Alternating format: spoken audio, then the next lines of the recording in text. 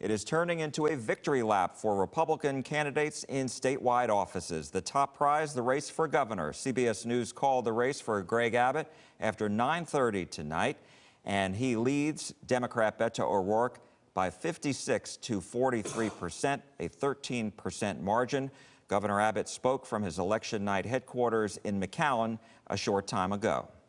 We started this campaign in South Texas. We celebrated my primary victory in South Texas. Tonight, we return to South Texas to celebrate my re-election for you being your governor for 4 more years.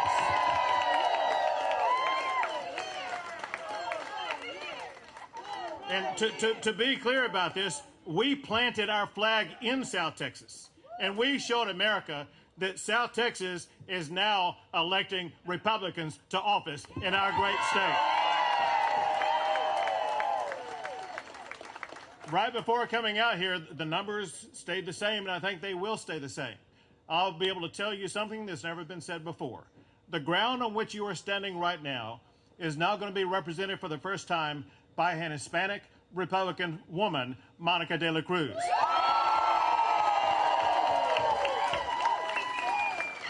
She'll go to Congress, and the first thing she will do is to fire Nancy Pelosi as Speaker of the House.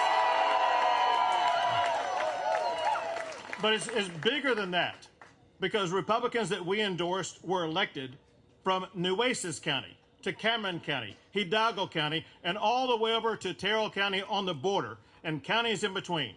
So I want to say tonight, congratulations to the next generation of Republicans who were elected tonight. They will be tremendous representatives at whichever level they serve. So I ran this campaign for Texans to have safer streets, for homeowners who are burdened with skyrocketing property taxes, for our oil field workers who beg for me to protect their jobs, for parents who just want to choose the school that's best for their child, and for small business owners who thank me in every location I went to for keeping their jobs open and businesses open during the time of COVID. Democrat Beto O'Rourke gave a concession speech in the last hour. Let's listen to what he had to say from his hometown of El Paso. Texas, and we've been part of some amazing efforts before, but this one really takes the cake. And you think about where we all were when we all made the decision to do this together. I mean, just the odds that we faced for starters, and the fact that the party in power has been in power not for years or cycles, but for decades so far. The advantages that they had in money, in people, in the powers of incumbency, and the levers that they could pull, in the way that voter registration and just being able to cast a ballot in Texas is a lot harder than it has to be, and a lot harder for people who might otherwise be voting for us. And all the challenges that we already had going on in this state, this democracy under attack, a grid that did not work, women's rights to make their own decisions about their own bodies, under attack here more than anywhere else. And you know, most people would look at that and just say, no thanks, and many did and came to that conclusion. But against all that, at a time when we could be tempted to give in or to give up, we all decided instead to give it our all. And that's what I think distinguishes us and defines us right now. Everything that we could possibly give to this, we gave to this. And I don't mean the candidate, and I don't mean the staff. I mean every single person who was a part of this campaign. This amazing finance team that, though the governor had more resources and more ability to raise resources, outraised the sitting governor of the state of Texas 3 quarters, 3 different reporting periods. All the small dollar donors, all the big dollar donors, the 95,000 plus volunteers who knocked on more than 5 million doors across the state of Texas, made millions more telephone calls, wrote tens of thousands of letters, made these amazing banners that we saw hanging over freeway overpasses all across the state of Texas. You all are amazing. Democrat Beto O'Rourke. And now we want to go to another race that we've been watching all night. That's for Lieutenant Governor, a rematch from 2018. Incumbent Republican Dan Patrick leading Democrat Mike Collier 56 to 42%, a much bigger margin than what was 4 years ago in a much, much closer race within the single digits. And the other big statewide prize tonight, Attorney General Ken Paxton versus Democrat Rochelle Garza. He has a 7 percentage point lead over Garza. That was a close race early on in the evening, but now this is a 13 percentage point lead for Ken Paxton. And I want to bring in our great panel that we've had all evening long. Republican Michael Williams, former Railroad Commissioner and TEA Commissioner, and Lupe Valdez, Democrat and former Dallas County Sheriff and gubernatorial candidate back in 2018.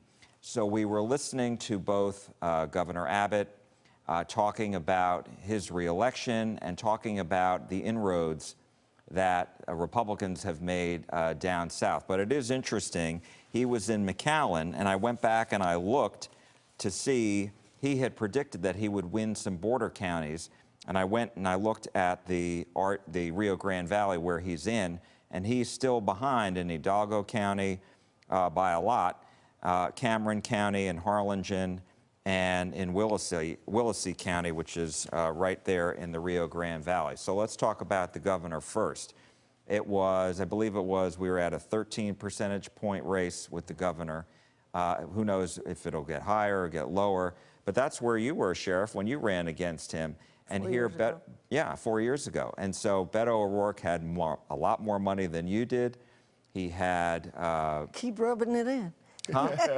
Well, no, but my point is, you know where I'm talking about. Yes, of course. You had limited funds. Yes. He just said he outraised Governor Abbott. So what do you make of that? Well, obviously, Texas is a red state, but we're not just going to sit. And we often say it's not a red state; it's a non-voting state.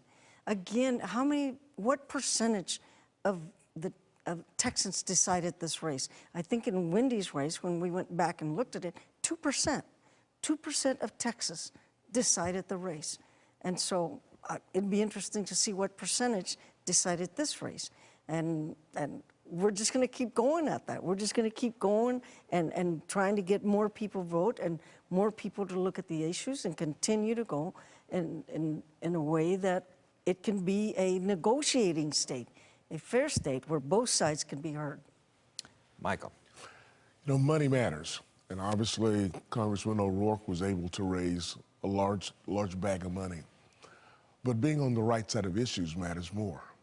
And if you're wrong on border security, and if you're wrong on guns, and if you're wrong on, if you don't have a record of expanding the economy and creating an environment like Texas, where we've created more jobs than any other state in the country for the last decade plus, then voters understand that.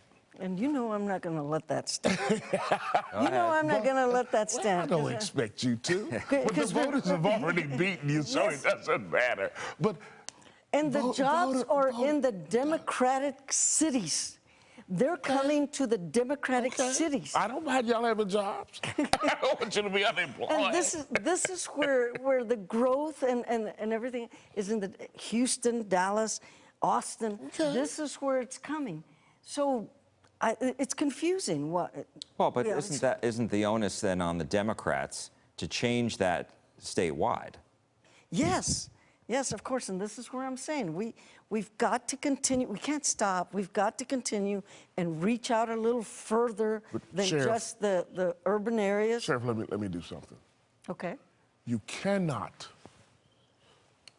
beat us if you're talking about in any way taking my gun. You're sheriff. I understand you probably packing right now, okay?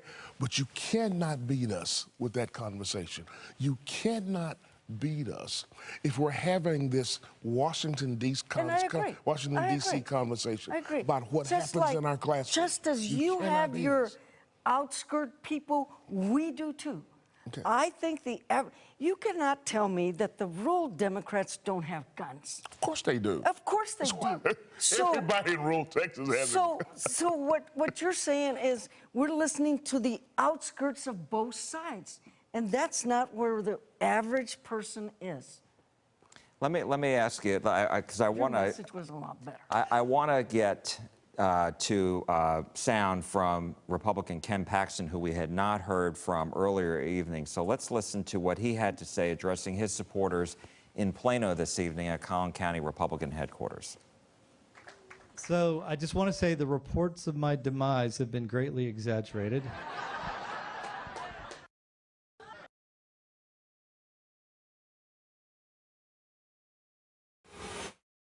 All right, well, we'll try to re-rack that. And so, yeah, so we get to hear what he was saying. And he was talking about, obviously, the fact that, you know, look, in the primary, he had a bruising primary against 3 well-known Republicans in the state. He was talking about, you know, the fact that he does face, you know, numerous criminal charges, 3 criminal charges from the state since 2015. And so a lot of people were wondering how vulnerable would he be. And so tonight, when you look at it, he was leading by 13 percentage points, far ahead of the close race he had back in 2018. And he is actually outperforming what the polls said. The polls indicated he would win by 9 percentage points. Here, so far, he's got a 13 percentage point lead. So let's talk a little bit about this. That's the race that is the most surprising to me. Quite frankly, if there was going to be any Republican at risk that was a statewide, I thought it would be the Attorney General. And I never would have thought that he'd won by the margin, that he'd win by the margin that he appears to be winning by. That far outstretches any imagination that I had. So I'm really surprised by that. But I think what it does say, a couple of things, is that number one, yeah, he's a known commodity, good for bad, he's a known commodity. He was able to spend some dollars in order to campaign, not as much as the governor, and he was surely able to outspend Attorney Garza. So I think all of that helped him, but I'm really surprised by the margin that he won by. And I think name recognition is a lot of the whole thing. I would say a large percentage of the people, we know what's going on because we stay involved. I would say a large percentage of the people have no idea what some of the cases against him are and some of the stuff that's been brought against him. They don't have any idea about that. We do because we stay in tune. So they just go pretty much by name recognition. And so if that name is a familiar name, you're going to go with that. What was it? Somebody named, a famous name. Who was the dancer? Fred Astaire. You know, somebody named Fred Astaire got a large percentage of votes because of that name at some point. We do have that soundbite that we were able to re-rack with Ken Paxton, so let's take a listen. And as you well know, just because we won tonight, the fight is not over. They're going to continue to come after me. They're going to continue to come after Texas. They're going to continue to come after Republicans around the country. And we cannot let them win. And look what's going on around the country because we did not give up. And Texas did not give up. And we're going to win, I believe, the House and the Senate. And we know what that means for Joe Biden. That means he's going to have to do more executive orders, more agency actions. So what does that mean for my office?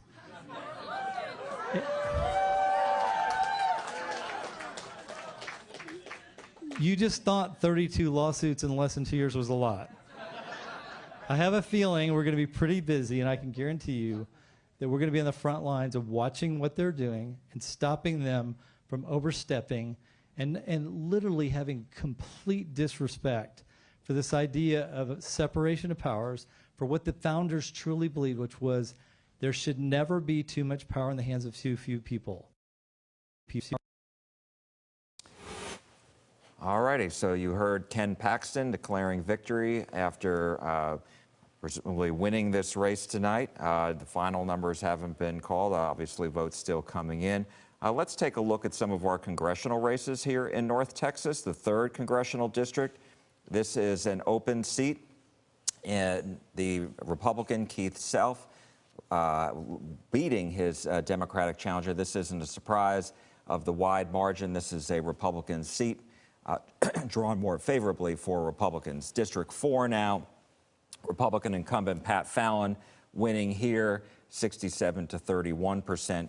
Moving on to District 5, another Republican district, Lance Gooden, 68% over his Democratic challenger, Tartisha Hill. Moving on to the 12th Congressional District, I believe, Kay Granger, solid lead over Trey Hunt, 63 to 37%, most of the vote in. And then we move on to the 13th Congressional District. Ronnie Jackson, the Republican incumbent, 76% over his Democratic challenger, Kathleen Brown. Then we move on to the 24th district, once a very hotly contested race. Now a safe Republican district thanks to redistricting. Beth Van Dyne, 60% over Jan McDowell's 40%. Continuing to the 26th Congressional District, Michael Burgess, sizable lead, 70% over his Democratic challenger at 30%. The District 30 race, which we talked so much about, obviously a big win for Jasmine Crockett to succeed the longtime Congresswoman Eddie Bernice Johnson of Dallas, who handpicked Crockett, and she went on to win. The 32nd Congressional District, Colin Allred, big win. This was also once a hotly contested district. Not now. It's a safe Democratic seat, 66 to 34% over Republican Antonio Swad. And then the 33rd Congressional District, Democratic incumbent Mark Vesey, widely expected to beat the Republican, 73 to 25%. So we looked at these congressional races, and quite frankly, you know, in North Texas, it was incumbents. I mean, this is all about the incumbents. All the districts that were once competitive are no more because they were redrawn. And so there are no surprises tonight like there, you know, back in 2020 we were watching very closely, in 2018. So I basically characterize this, we've heard of the witness protection program. This was the incumbent protection program. Wouldn't you agree? Oh, without a doubt. I mean, that's the way we draw lines now. We either draw lines in either to protect incumbents, or we draw lines in order to congregate our respective voters, the ones that we believe vote for us. And that's the way we do it. And that's what we saw tonight. And what's interesting, however, I think, is what we're seeing across the country. And we're seeing that new red shift. It may not be a wave, but it dadgum is a ripple, and it is red, and it's moving in that direction, and we will take over the U.S. Congress. Sheriff. They'll take over the House, but I don't think they're going to take the Senate. I think we're still at the Senate, which to me makes more sense. You should have both sides dealing with an issue and working at it. It's a sad night for Democrats in Texas, a very sad night for Democrats in Texas. Well, yes, in statewide, but when you go back to Dallas County, it looks like the county has become. So let's take a look at. Yeah, right, statewide. But Dallas County, no surprise here. This is the county judge's race. The Democratic incumbent Clay Jenkins handily defeated Lauren Davis, 64 to 36%. Then we go to precinct 2, and I know we still have 30% of the vote in right now. Democrat Andrew Summerman has a 8 percentage point lead over Republican incumbent J.J. Koch. And if this continues all, you know, as it's been going all evening, then the Commissioner's Court in Dallas County will be all Democrat for the first time in a long time. Republicans certainly had hoped to keep this race. Precinct 4, Elba Garcia, the Democratic incumbent, no surprise here, sizable lead, defeats the Republican challenger 76 to 24%. And then in the DA's race, this margin is pretty much been constant all night long. The Democratic incumbent John Creuzot leading the Republican Faith Johnson 61 to 39%. It's a slightly bigger margin than Creuzot's victory back in 2018 when he won 60 to 40. And then there is one big ticket item for the city of Dallas. Voters there considered Prop A. This is increasing the tax on hotel rooms in the city of Dallas to build a new convention center and make renovations in Fair Park. Overwhelming response, 70% for, 30% against. And so let's bring back in our guests to talk about some of the Dallas County races. Sheriff, what's your thought, having been a former Dallas County sheriff? And again, it's the major cities. I haven't seen the results in Houston, but I'm assuming that Houston is basically going the same direction that it's gone before. And the major cities will continue to be Democrat. Well, I think we've seen that the large metropolitan areas have a Democratic sort of lean to them. I do think that what we're seeing, however, is that we run statewide, and running statewide, obviously, Texas is a little bit bigger than Dallas County, Harris County, Bexar, and Austin, whatever. So we'll have to continue to work in urban areas. And we'll continue to try and make inroads.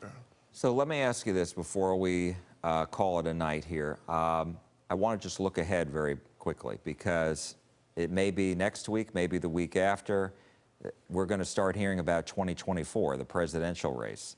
And former President Donald Trump may be getting into the race for 2024. And so I'm wondering, what will that do, if that is the case, to the Republican field of candidates? Will everybody bow away and just make room for him automatically? And then what will that do, do you think, for Democrats? Because then, you know, is President Biden going to stay, or does a lot of it depend on 2022? So whoever wants to take that. Well, former President Trump is the biggest dog in the yard. And if he actually gets in the race, it will winnow out the field. There may be one or two people who decide to run, but he is the most popular Republican in the country. And one has to be careful about putting their political future at risk to run and lose, particularly when you're running against the most popular Republican of present time and the biggest dog in the yard. And what about on the Democratic side? What do you think could happen? But I do Unless you want to comment on this. I do hope that Trump will become their three strikes and you're out person, just like, you know, we all need to have one. So hopefully Trump will become that. I'm hoping that if Trump gets in the race, and he is the big dog in the race, I'm hoping that if he gets in the race, enough of the, I don't want to say sensible, because we're all sensible, enough of the people that care about civility will come forward and start taking action on that. Do you see President Biden running again? I don't know. Of course, if he's the one that's, I will be supportive of whoever our candidate is. So I cannot predict in that situation. Michael, do you have a prediction on that? Whether President Biden runs again? I don't think so. You don't think he will? I don't think so. I don't think the First Lady wants him to. Ah, okay. I kind of think he will. You think he will? But, you know, I don't know. All right, well, we're gonna... I would like to finish by saying, yeah. I wish that we would legislate like we run. You know, you hear some really good comments in the commercials, and I wish they would legislate as they run. But the other thing that I want to end up with is that we're on totally opposite sides, and we have been bickering all night, yet we respect each other, and when we leave here, we're still going to be somewhat neighbors. Mm-hmm. And this is my hope for the state, for the nation, is that we can disagree, and we can even laugh about it, but still disagree because we're on opposite sides, but yet work together for the better of the whole. And we have yet to see that happen, and I'm going to fight to continue to try to make it even enough that it forces people to make it happen. We'll do that together. All right, there you go. So, former Dallas County Sheriff Lupe Valdez, thank you so much for joining us this evening. Former Railroad Commissioner and TEA Commissioner Michael Williams, thank you so much. We really appreciate your insight and staying with us. It's been a fun evening, and I really appreciate it. Thanks for the invitation. You got it. Well, that's all for now. Thank you so much for joining us this evening. I'm Jack Fink, CBS 11 News and CBS News Dallas-Fort Worth. Have a great evening.